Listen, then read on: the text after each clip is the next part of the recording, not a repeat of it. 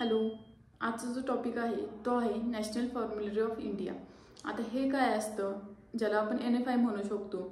तर हे पण एक पुस्तक असतं ज्यामध्ये औषधांचे मोनोग्राफ्स असतात। आपण IP ऑलरेडी बघितलं आहे, तर त्यामध्ये सुद्धा औषधांचे मोनोग्राफ्स दिलेले आहेत। तर थोडासा फरक असतो NFI आणि IP मध्ये। तो फरक काय असतो ते आपण पुढे बघणार आहोत। तर हे NFI जे आहे ते कोण पब्लिश करतं, तर again ministry of Health and Welfare Government of इंडियाच्या अंडर IPC म्हणजेच इंडियन फार्माकोपियल कमिशन हे NFI पण पब्लिश करत असतं। आणि यामध्ये याचं यूज कोणाला होतं, तर जे कोणी हेल्थकेअर प्रोफेशनल आहेत, ज्यामध्ये डॉक्टर्स येतील, नर्सेस येतील, त्यानंतर फार्मासिस्ट येतील, तर हेल्थकेअर सिस्टीमच्या रिलेटेड जे कोणी लोक आहेत त्यांच्या कामी येणारं हे पुस्तक आहे। आता या पुस्तकाचे डिस्क्रिप्शन बघूयात, म्हणजे यामध्ये कोणते कोणते पॉईंट्स आहेत, म्हणजे काय काय यामध्ये इन्क्लूड केलेलं आहे, याचा उपयोग काय आहे, तर हे सगळी माहिती आपण डिटेलमध्ये बघूयात। तर सगळ्यात आधी आपण फरक बघूयात की काय आहे IP आणि NFI मधला फरक।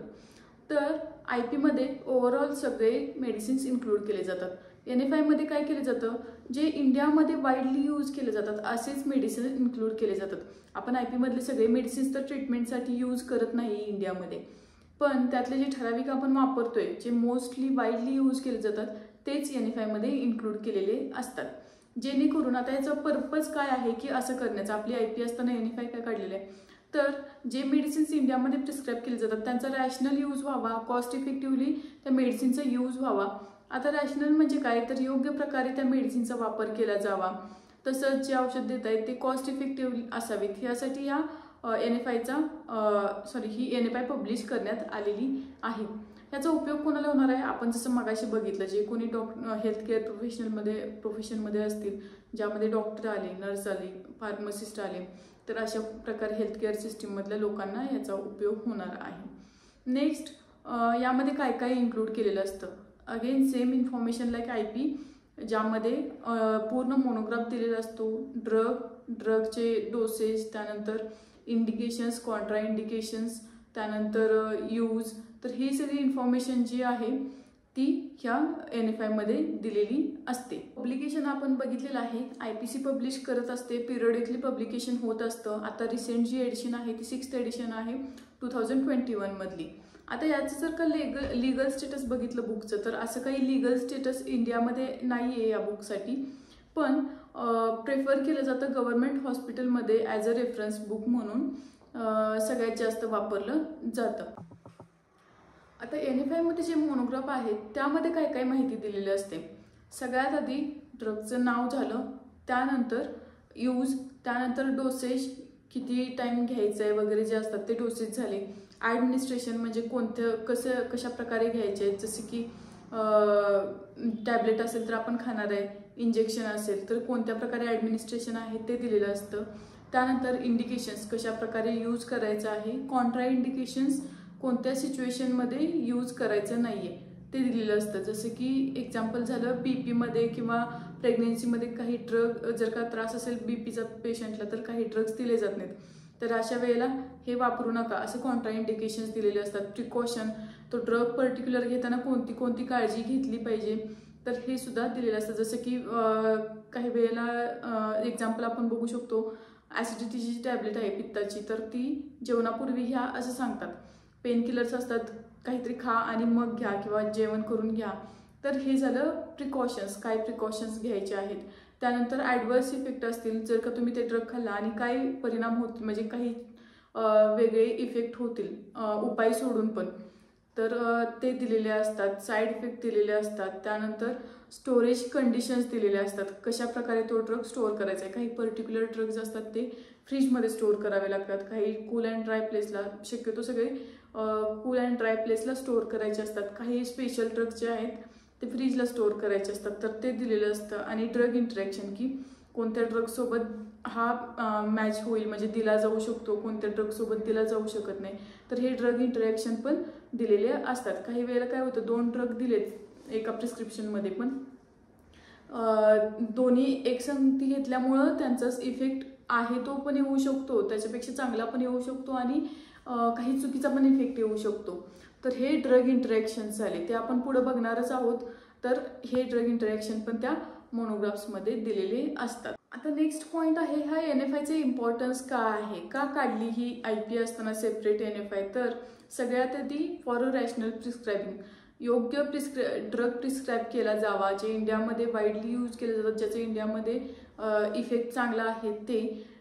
टू अवॉइड, सेकंड जे आहे ते to avoid irrational drug combinations. म्हणजे मगाशी मी जसं सांगितलं की हे होऊ नये, चुकीचे ड्रग दिले जाऊ नयेत एकाच प्रिस्क्रिप्शनमध्ये. जर का मल्टिपल असतील तर चुकीचे ड्रग त्या मल्टिपल ड्रग्समध्ये येऊ नयेत, ड्रग इंटरॅक्शन होऊ नये यासाठी पण दिलेलं आहे. थर्ड जे आहे ते अँटीबायोटिक मिसयूज अवॉइड करण्यासाठी ही ही जी NFI आहे ती लागते.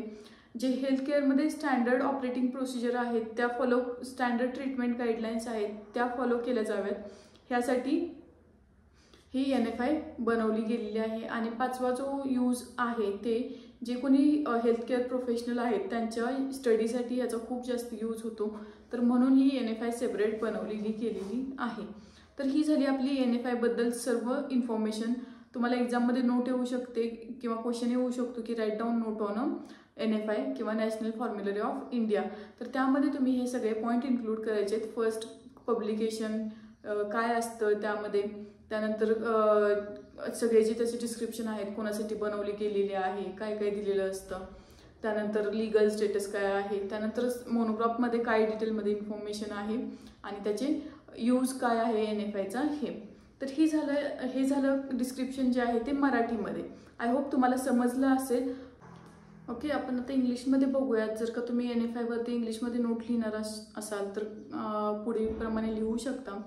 तर National फॉर्म्युलरी of India NFI is officially published by IPC, Indian Pharmacopoeial Commission, under the Ministry of Health and Welfare, Government of India. It acts as a reference book for healthcare professional, and purpose of this book is to use of rational use of medicines. It is slightly different from IP, that is Indian Pharmacopoeia.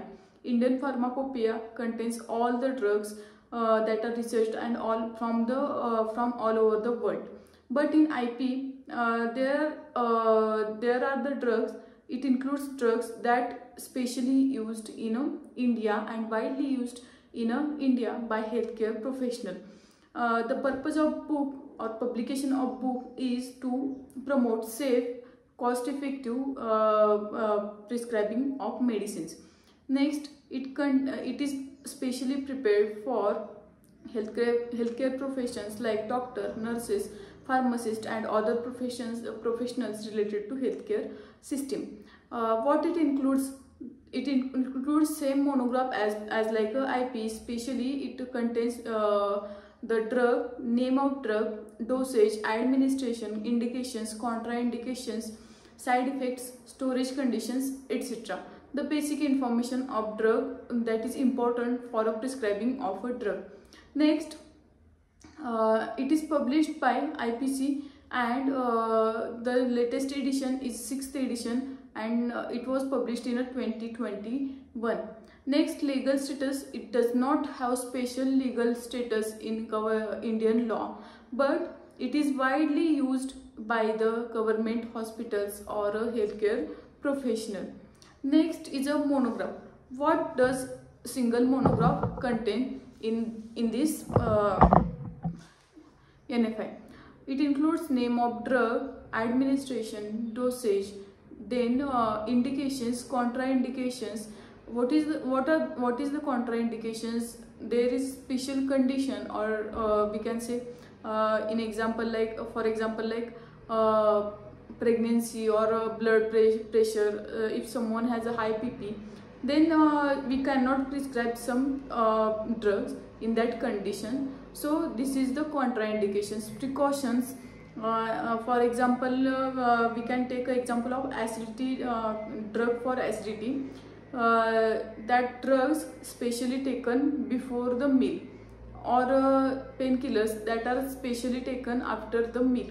So these are the precautions. Next is a adverse effect, then side effects, storage conditions where some drugs have to store in a fridge or refrigerator. many of drugs are stored in are stored outside the fridge in cool place, but some special drugs are stored in a refrigerator. So storage conditions are also important. Next, drug interaction. We have also seen that what is drug interaction. If we prescribe 2 or many drugs in same prescription, there might be a chances of drug interaction, that it chances of effect are increased or decreased, or mixed chances, or it can cause some adverse effect. So these drug interactions should be strictly followed, and this all the information contains in this particular monograph. Next point is, what is the use of this National Formulary of India, or importance of NFI. First is to for a rational prescribing. Next is to avoid irrational drug combinations.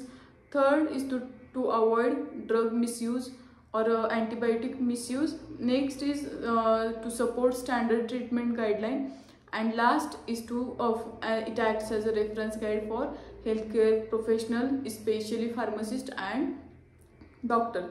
So you can write like this, and this is the very important point of our syllabus. तर हा झाला आपला NFI वरती बऱ्यापैकी आपलं discussion झालेलं आहे, आणि तुम्ही एक्झाममध्ये असं लिहू शकता. तर तुम्हाला अजून काही याबद्दल क्वेरीज असतील तर तुम्ही खाली कमेंट सेक्शनमध्ये विचारू शकता. अजून तुम्हाला कोणत्या टॉपिकवरती म्हणजे माहिती हवी असेल तर ते पण तुम्ही सांगू शकता. आणि आपला व्हिडिओ आवडला असेल तर व्हिडिओ लाईक करा, आपल्या चॅनलला सबस्क्राईब करा, आणि जे कोणी तुमचे या प्रोफेशन रिलेटेड मित्रमैत्रिणी असतील तर त्यांना हा व्हिडिओ शेअर करायला विसरू नका.